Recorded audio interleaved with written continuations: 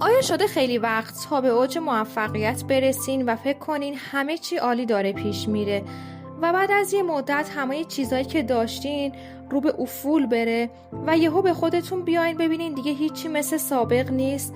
تا آخر ویدیو با من باشین.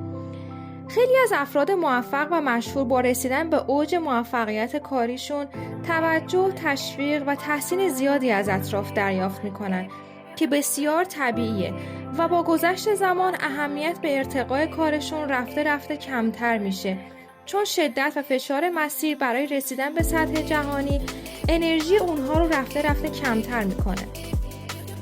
مورد دوم محیطی است که خیلی از افراد با دیدن موفقیت‌های شما دچار خشم و حسادت زیادی میشن، چون بابت استفاده نکردن از ظرفیت‌های خودشون درد میکشن و از خودشون متنفر میشن و اگه مراقب نباشین انرژیتون رو میدزدن. یا حتی خیلی وقتها فرصت‌های فوق‌العاده دیگه‌ای که ارتباطی به آرزوهاتون ندارن به شما پیشنهاد میشه که شما رو از مسیر اصلیتون دور میکنه. لطفاً قبل از رسیدن به قله اورست راه حلی برای مدیریت این وضعیت پیدا کنید. مورد سوم، خیلی از ابرستاره‌ها مثلا ورزشکاران موفق یا هنرپیشگان معروف یا یک موسیقیدان با استعداد یا هر کس دیگه‌ای با رسیدن به اوج موفقیت‌هاشون تمام پولی که به دست میارن صرف خرید ماشین، خونه، جت‌های خصوصی و دیگر خدمه میکنن، چون به غلط فکر میکنن این موفقیت تا سالیان سال ادامه خواهد داشت و این کار در اوایل باعث ورشکستگی اونا میشه و دست از پیشرفت میکشن، پس انداز نمیکنن، صبح‌ها زود بیدار نمیشن و زندگیشون رو به افول پیش میره. مورد چهارم، غرور انسان بزرگترین تهدید شغلی محسوب میشه.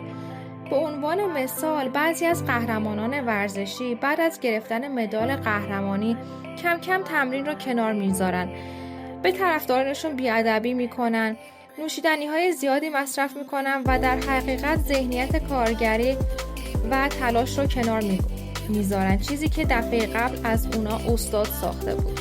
مورد پنجم، خیلی وقتا با رسیدن به اوج پیروزی و قهرمانی از سخت‌کوشی و فداکاری، اتخاذ عادت‌های خاص، روی با افراد بدخواه و یافتن راه حل برای مشکلات دست برمی‌دارن. با رسیدن به قله موفقیت کم کم لیز می‌خورن. دلشون می‌خواد بیشتر گلف بازی کنن، بیشتر طول سال به مسافرت برن یا حتی به ایده مهلک بازنشستگی اجازه عرض اندام میدن که اگر بپذیرن که به نقطه کفایت رسیدن از حال و هوای استادی بیرون میان و هیچگاه اسطوره نخواهند شد. و نکته آخر، رسیدن به قله موفقیت باعث میشه خیلی ها از دستتون عصبانی بشن و از شما انتقاد کنن. اینها نشون میده که کاملا در مسیر درستی گام برداشتین و باید برای مقابله با چنین اتفاقاتی برنامه ریزی کنید. از طرفی اگر شهرت و آبروتون از بین بره، یکی از برترین دارایی هاتون رو از دست میدین. از طرفی هم اگر بخواید به خاطر دستاوردهاتون مغرور بشین، از قضاوت درست دست میکشین و در این صورت ممکنه جایگاهتون رو از دست بدین. کاملا در مورد این موضوع فکر کنید.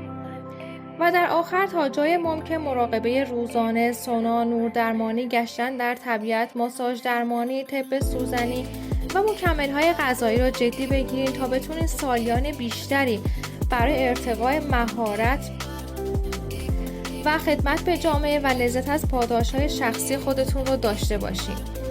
این موردهایی که گفتم رو جدی بگیریم و چارچوب اون رو مطابق با نیاز خودتون تغییر بدید.